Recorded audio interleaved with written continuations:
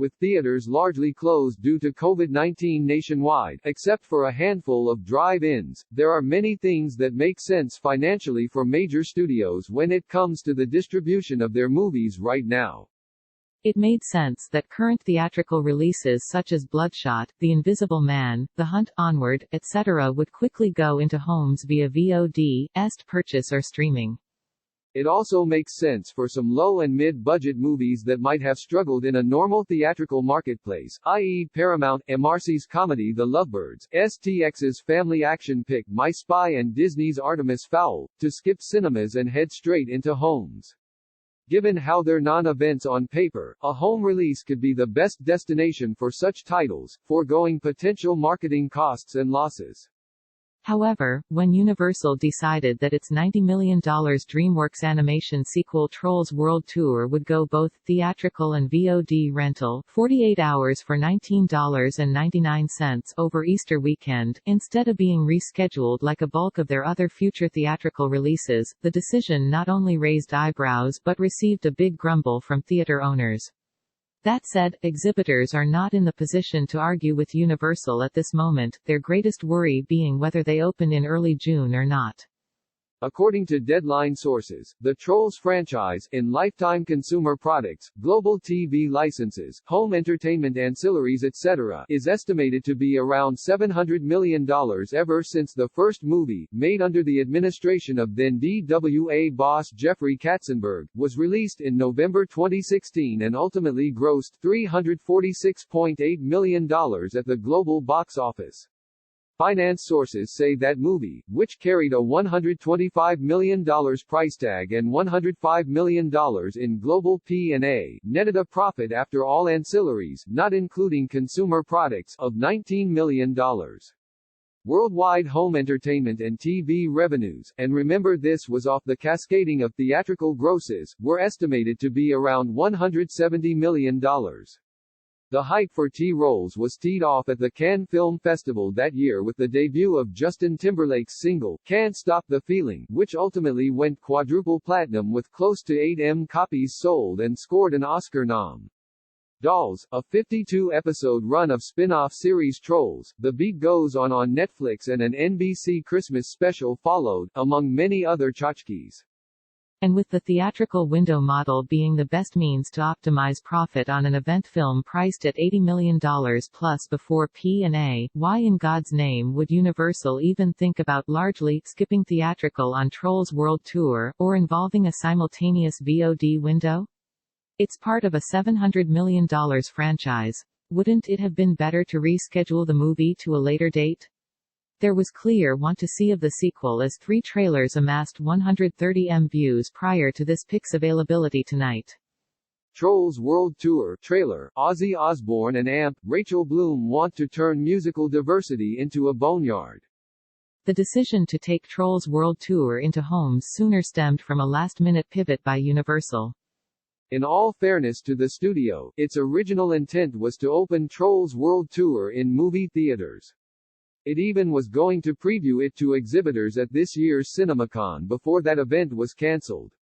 When MGM's No Time to Die departed Easter weekend for a hopefully less hostile COVID-19 Thanksgiving launch later this year, Uni moved Trolls World Tour up by 2 weeks, because who wouldn't want to take advantage of one of the most lucrative holiday weekends at the box office?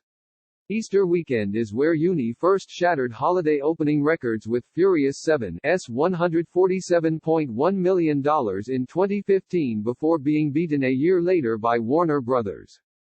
Batman v Superman, which opened to $166 million.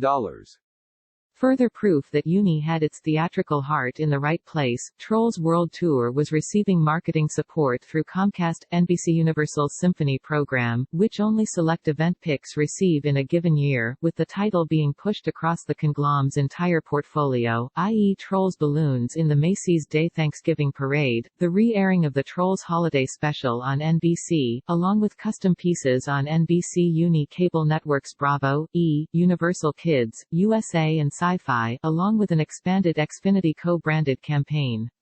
A Trolls theme night even aired on Telemundo, which included 4 minutes of promo time for the Walt Dorn-directed sequel. But then theaters started closing gradually, with New York and LA being forced to shut down, and it was then that Uni, in its risk analysis, opted to go through with a truncated window experiment that has, in recent years, been reportedly championed by NBC Universal CEO Jeff Shell. Historically speaking, the conglomerate tried and pulled back from crunching the window with the 2011 Ben Stiller-Eddie Murphy comedy, Tower Heist. A big factor when it came down to putting Trolls World Tour in the home with whatever theaters were available, much of the global media buy had already been scheduled with promo partners like Oreos and consumer product commitments ready to go. Another interesting tidbit is how the Trolls brand found a great life in the streaming window post its life in cinemas. Netflix ran 8 seasons of Trolls, The Beat Goes On. The franchise's young fans were already at home. But hold a second, what about Mulan? Disney pulled that movie 16 days before it was set to open on March 27, stateside and global. Certainly Disney stood to lose millions for all the media they already spent. Why didn't their promo partner and consumer product commitments force them to stay put, or at least consider VOD? When it comes to moving around consumer products and promo partners on a film, anything is possible. It can be accomplished, just at a cost. And in certain cases, like with No Time to Die, some products are on a timeline and just get released, i.e. the Omega Watch for the 007 film dropped in December. Industry finance sources do believe that even with Trolls World Tour morphing from a largely theatrical to VOD release, they had to eat up some cash. We'll get into dollars and cents, black and red ink, further down.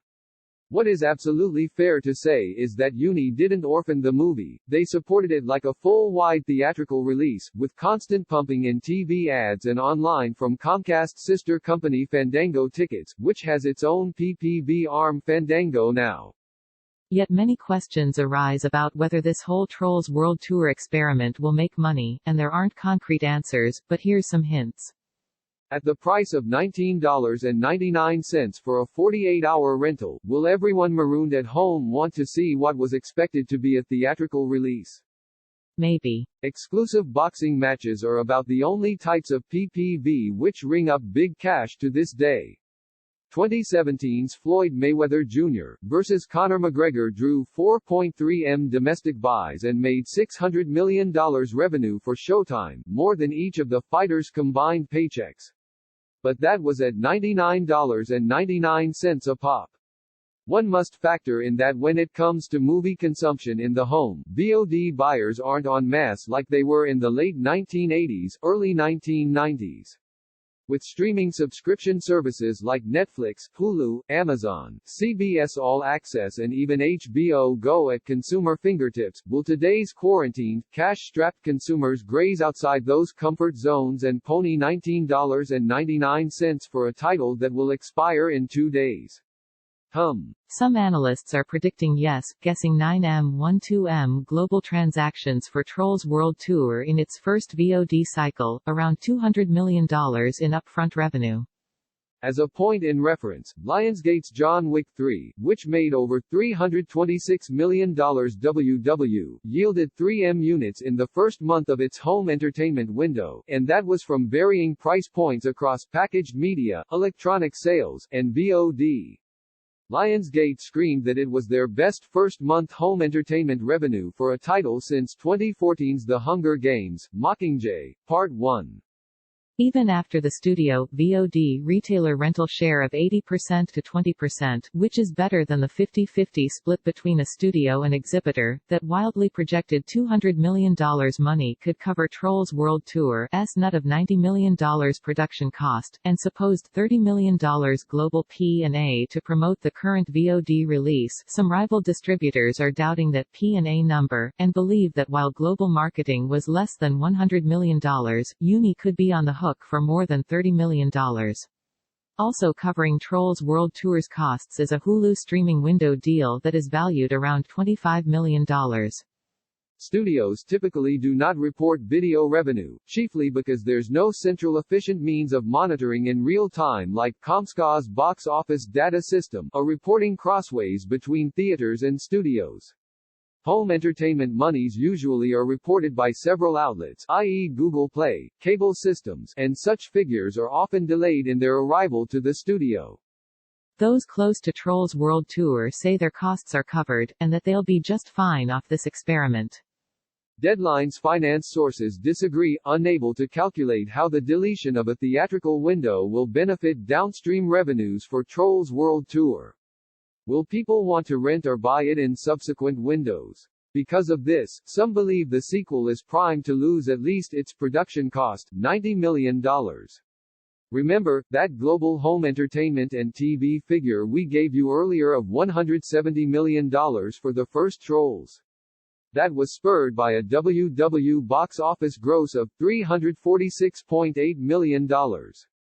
Look, in the current environment with theaters closed, it stands to reason that all major studios will experiment where they can by putting notable movies in the home, just to see what happens, says one major studio marketing boss. It doesn't mean that we're turning our backs on theaters or the theatrical window model.